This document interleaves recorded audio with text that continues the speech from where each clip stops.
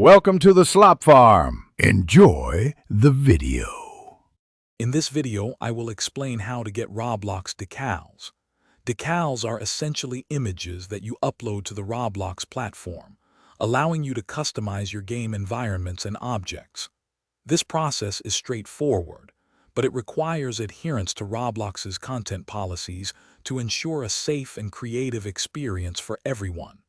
We will walk through each step, from preparing your image to applying it in Roblox Studio, ensuring you can personalize your builds effectively. The first step is to head over to the Roblox website and find the Create section.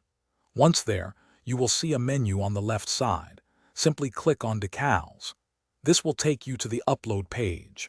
You then need to click the Choose File button to select the image you wish to use from your computer.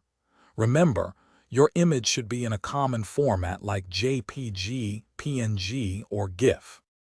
After selecting your image, you will need to give your decal a clear and descriptive name. This helps you and others identify it later. Once named, Roblox's moderation system, which includes both automated checks and human review, will process your upload. This crucial step ensures all content adheres to their strict community and safety guidelines. Approval times can vary, usually taking anywhere from a few minutes to several hours.